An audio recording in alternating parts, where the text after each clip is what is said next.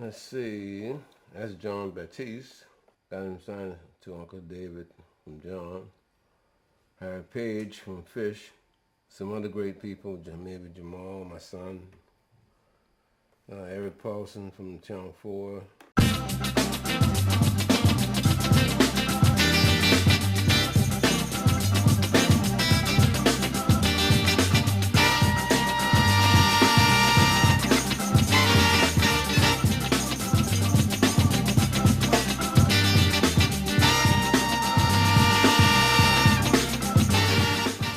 I learned music by listening to the radio.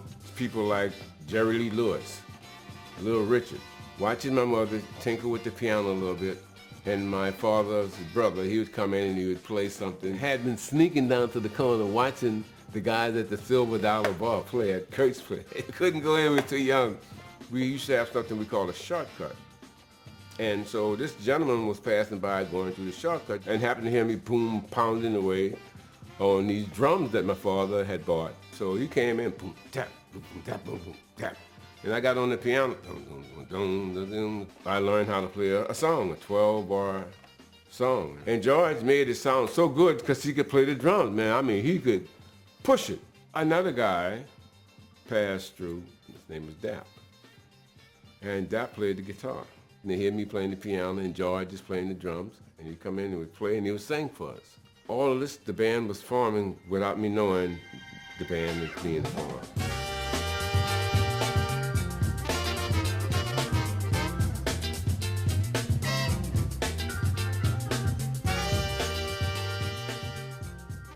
So we started winning talent shows with the great show band, show stuff. We had the rock and roll, rhythm and blues. And the way George played, right, we were funky back then, man. Standing up and kicking the stool from behind you and stuff. And the horn players are moving side to side, rocking, doing it all.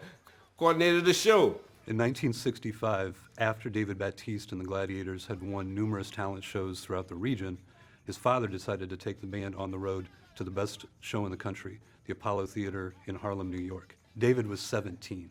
Think about it. How you gonna take 7 sons, the 2 neighbors, and your wife, and you got, and one of them is the baby, and you're gonna drive from New Orleans to New York in 65. So we piled all of the stuff in the 2 cars. One car broke down, they still won first place, and David had just gotten his driver's license and drove home.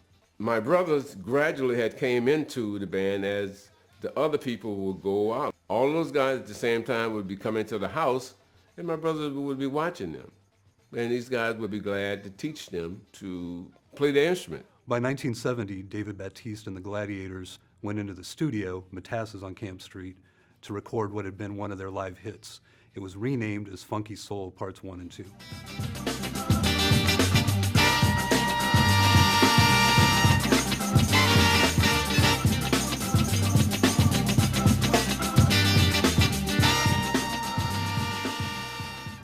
Because a lot of people don't know that at the end of part 1, that's Isaac Hayes directing the horns. He loved the way my brother Paul played the guitar, and we would often think to ourselves, say, but hey, you ever heard Shaft? Paul, you ever heard that strumming?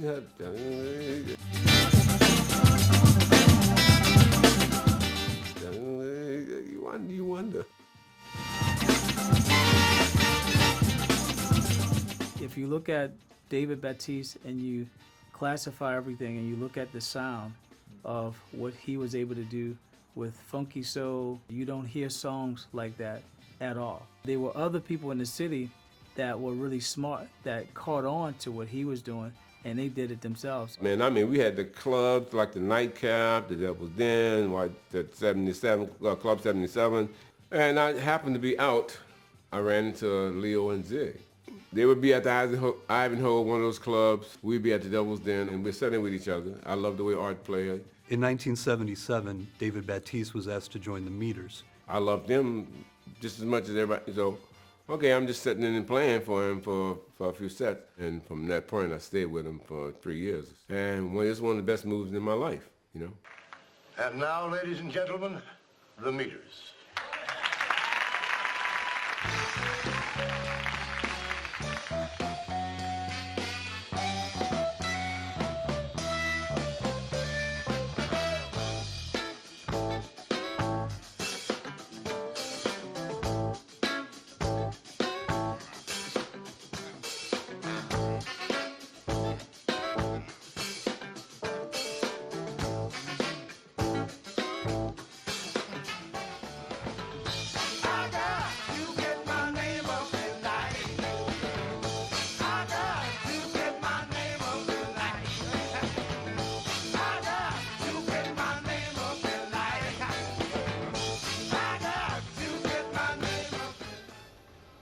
So at one point, the only person in David Batiste and the Gladiators was myself. The band transitioned from David Batiste and the Gladiators to the Batiste Brothers.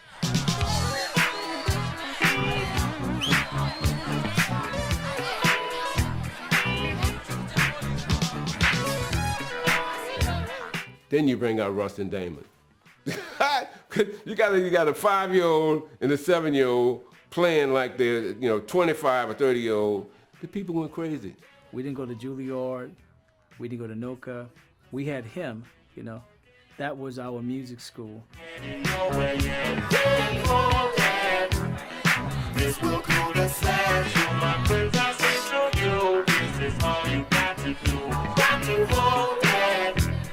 Stop it, breaking through. By the time we got to hold, we want everybody to know. We were doing almost every community outreach gig, like festivals and talent shows.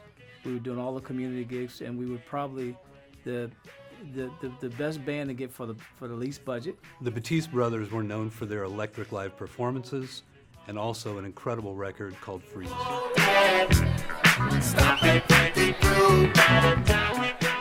If you look at the late shows on TV right now, that's what we had in our house. We stayed on the second floor, and the band room was on the first floor. Kids, having a full-fledged music sound stage, downstairs, where you learn to basically put together, a festival. Russell and I specifically took advantage of some of the things, in our music career and passed that down to our younger brothers, That's where Russell come from. That's where the great Jamal Batiste, who's a great star right now, and my youngest son, Ryan Batiste, my super producer son, Damon, and of course, Russell. To imagine doing something with your brothers and your sons, for 60 years, consistently. It's priceless. And it seemed like all of my kids, they said, Daddy, something? That drive we have, we often wonder. One of my daughters told me that. She said, but now I see. Watching you, Dad, I see that drive we have. And that's the drive I had back then, for the band. David Batiste was from Little Farms, Bunch Village, Metairie, Kenner. We had no one, that preceded that. So we basically was a family that came out of Jefferson Parish, that are now known around the world. After winning the talent shows and winning in '65, I dropped out of school to raise Russell. So my life changed at that point, 17.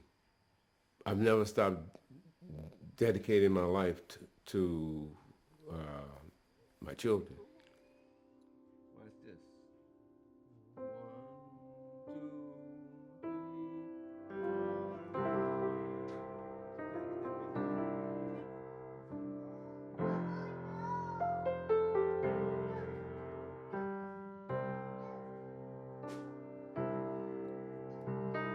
3. Come on, Ryan. Come on, Ryan.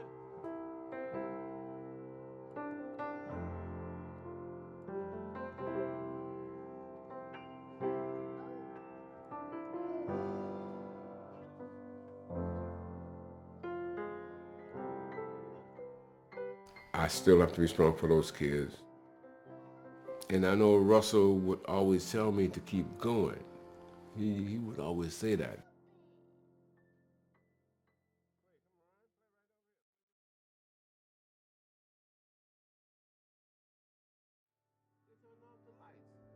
We're gonna get into